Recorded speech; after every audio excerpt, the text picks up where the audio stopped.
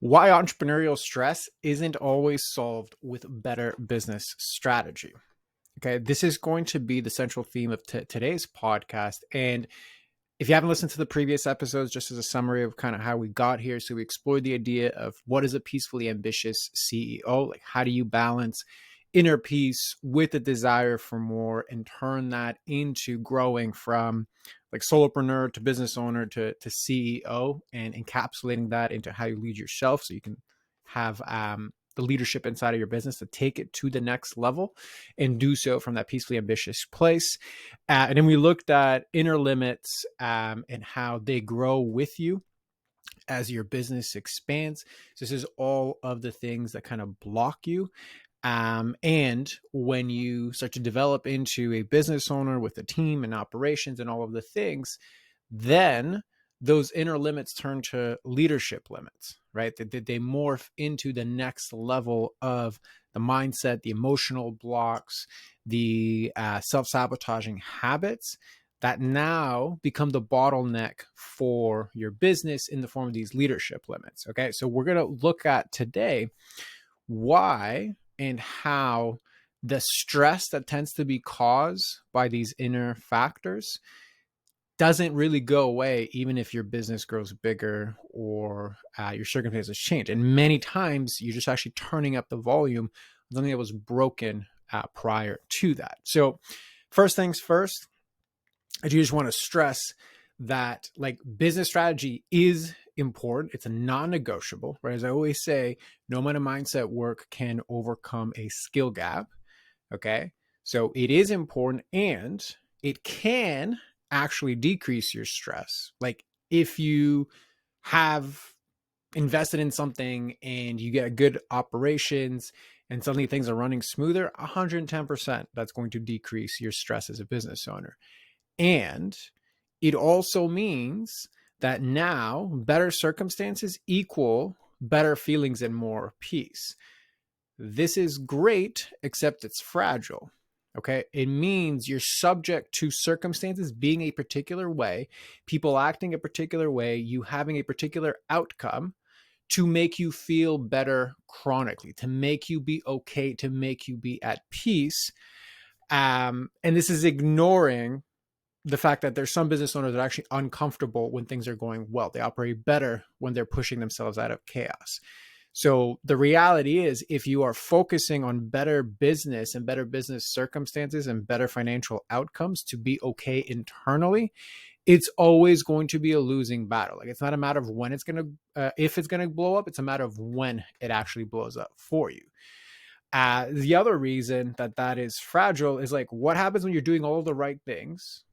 Other people, mentors, etc., looking at your business, and yeah, there's always things to fix, but it's like, okay, technically things are like good and set up and like it should be working, but it's not.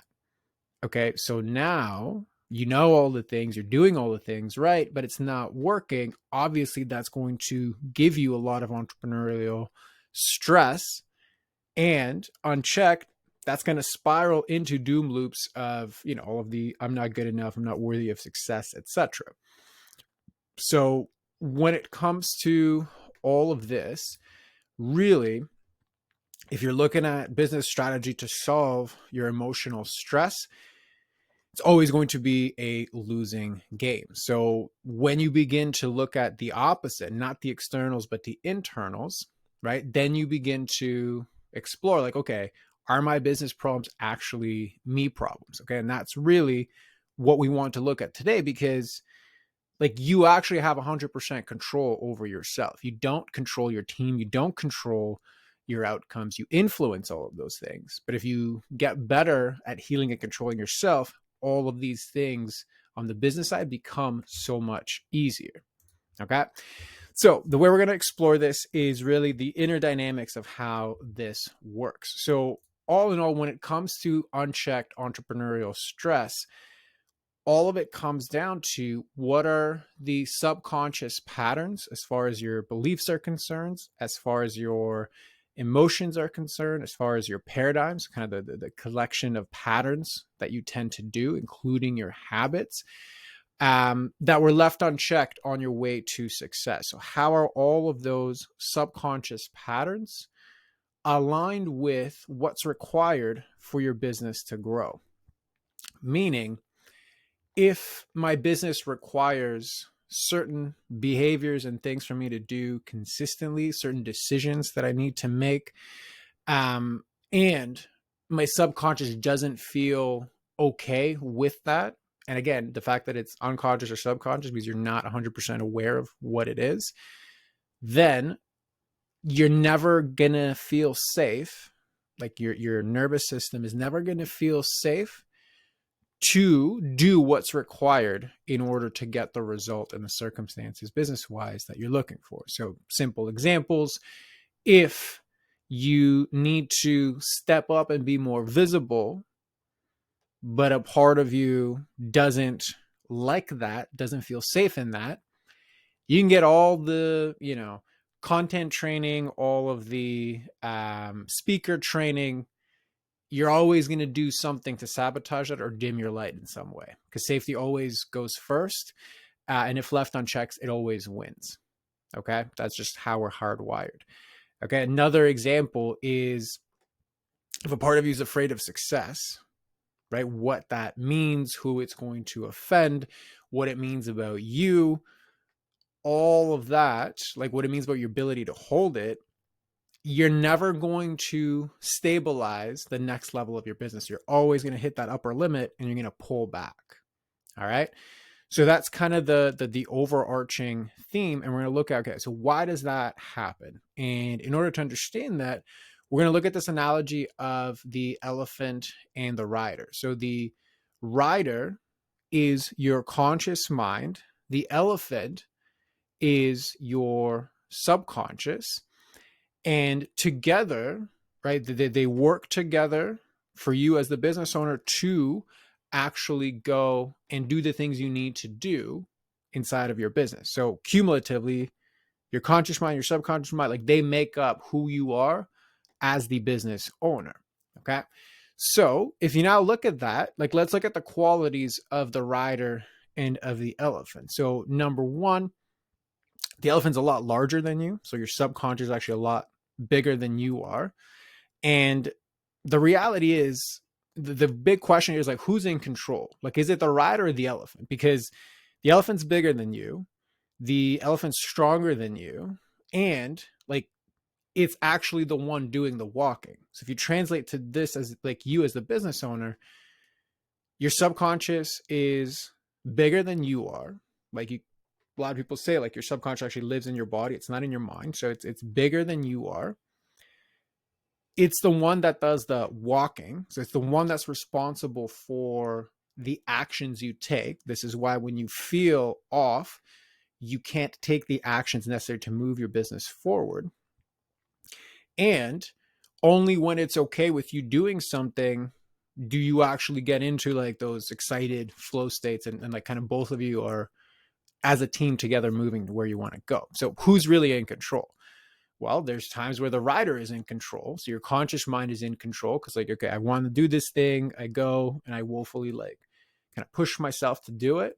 And your subconscious, the elephant, says, okay, cool, we can go there. But if something on your path to building this business, or if you look at the analogy of something on the path scares the elephant, like you can do whatever you want to the elephant, it's not going to budge. Like if there's like a snake or something on the way, doesn't like that, it's going to move back and be like, no, I'm out. Okay. So like fundamentally who's in control? So it really depends. This is why you have those patterns where despite everything you know and logically understand, like everything's okay, you just can't seem to do the thing, right? You as the rider, your conscious mind knows, okay, if I do this action and if I don't procrastinate, I will get the result that I want. If I'm more consistent and focused with doing certain activities, if I create more content, if I, tell my team what the actual standards are and when they're screwing up and I don't hold back, all of these things that you know logically, but can't seem to do, like that's now your elephant going one way because it doesn't feel safe doing that. And then your rider going the other way because it knows logically better. So really, when it comes to moving through your business and scaling your business without the entrepreneurial stress, and being in that more peaceful state, it's all about aligning the elephant and the rider. It's aligning your conscious mind and your subconscious mind. And realistically, your conscious mind, you don't really need to do a lot of aligning for. That's why the whole thing, like, I know what to do, I can't seem to do it, it is so prevalent. What it comes down to is really taking what's subconscious and figuring out what is unsafe about the issue at hand. Okay. So when we're looking at that piece, okay, I'm just going to look at my notes here right now. So let's explore this in a bunch of different ways. So the reasons that the elephant feels unsafe is really all of the inner limits and leadership limits that we identified. Okay. These are the subconscious thoughts, beliefs, emotions, and habits that the elephant at some point has determined keep it safe. So what I always say is, like, these things don't operate on cognitive logic. They operate on emotional logic, generally through some sort of wounding, when you were younger. Doesn't always have to be a kid. Oftentimes it is. So like, for example, simple one, because I used visibility before. If every time you spoke, loudly in your kid-like enthusiasm, or you wanted to share something you were excited about, one of your parents was like shutting that down, right? Like, kids are supposed to be seen, not heard. There's too much noise. You're too loud. Shut that down. Okay. That is going to be imprinted into you as it is not safe to be loud. It is not safe to be in my magnificence. It is not safe to be in my excitement. It is not safe to express. Nobody wants to hear what I have to say. All of those things are going to be running under the surface, and that's going to be your elephant. So if you're only operating in the background and never having to build your business in a way where you're visible, your elephant's never going to be scared. Okay. It's always just going to be, yep, I'm cool. I agree with this. So this oftentimes happens when I have clients that have built their business mainly through, let's just say, referrals or face-to-face networking, right? They've achieved some level of success, but they're like, okay, like, there is a limit to how much I can do this. If I really want to scale, I have to now go out into the world to a cold audience that I don't control. And sometimes when they'll say, like, if I'm in the room with people and I'm reading them, I can kind of feel them. Like, I'm totally fine to be my full self. But you put me out into, like, the wide open space of the internet, and I totally shut down. Why? Well, you don't feel safe in areas that you don't control and can read the room to see that it's safe to actually express. So this is one way that subconscious pattern is going to keep you from actually doing the things to be more visible in your business. So that might show up for you as, not being consistent with your content, always diluting your message, having like a whole frenzy and ordeal you have to go through in order to like go live and like post content, saying no to speaking opportunities, saying no to visibility opportunities. All of those can manifest as complete and utter unsafety in moving the business forward.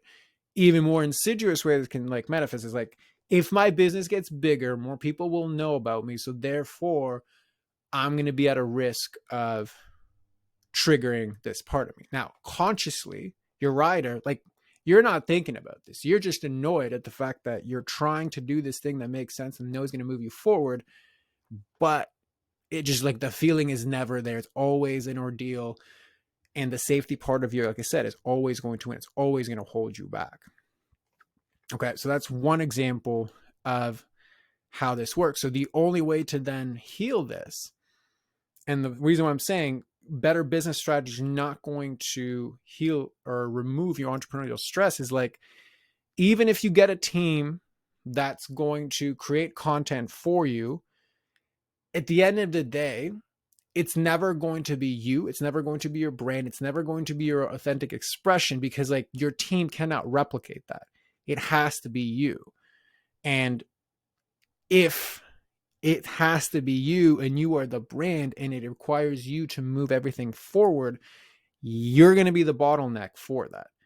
It's not going to be a rider. It's your elephant that is the bottleneck for you moving through that. So the only way to do that is to heal the elephant. And you do that through two ways. So number one, well, potentially three, but like you're healing the beliefs around, like what does the elephant believe around what's true about this? You're discharging the emotions. So like the frenzy of that is discharged.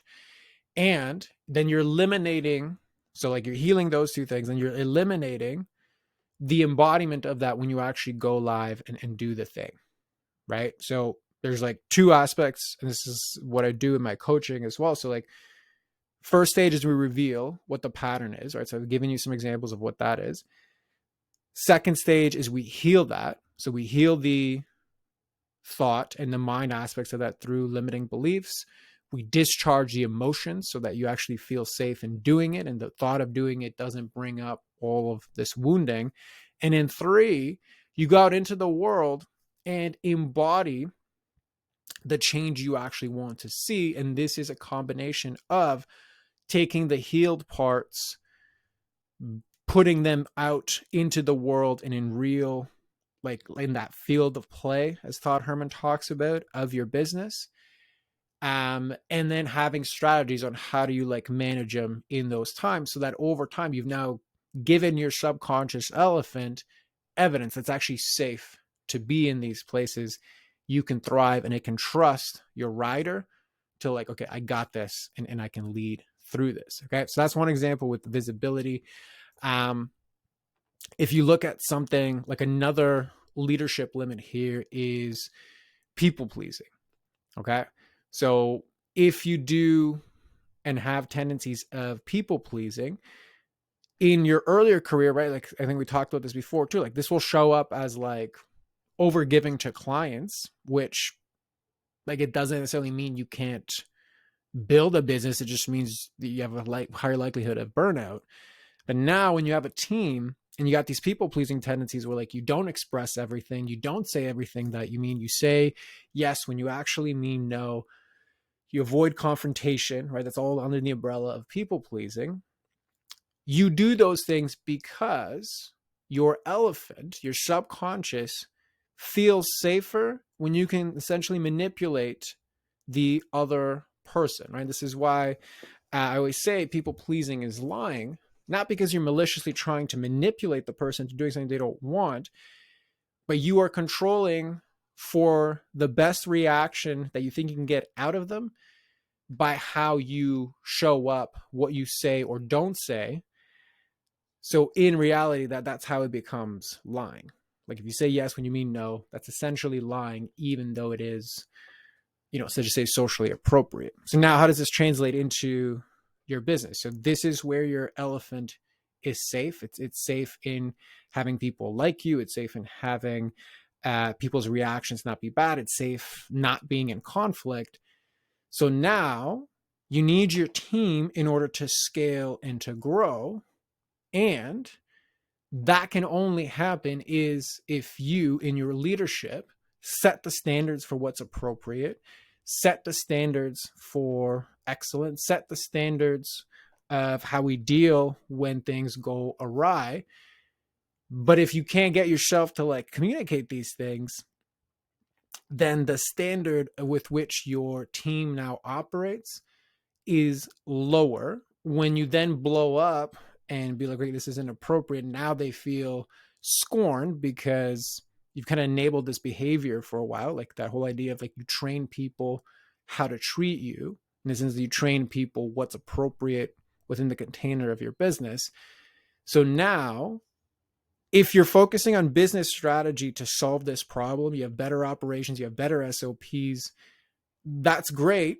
And it might help.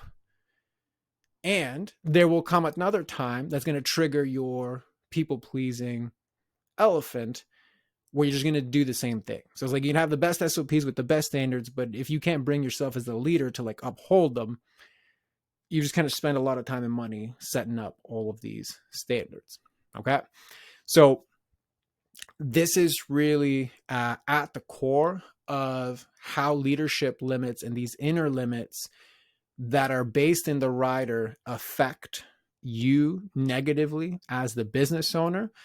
And in turn, when business owners keep focusing on the external solution, like they keep focusing on more strategy, more leads, better operations, more team, oftentimes getting better at that, especially once you've invested a lot in it already and you know a lot through it, that's just basically setting yourself up to blow yourself up, because you're just turning up the volume, something that is fundamentally broken from the start, because you as the leader are not going to be able to hold what the highest standard of that requires.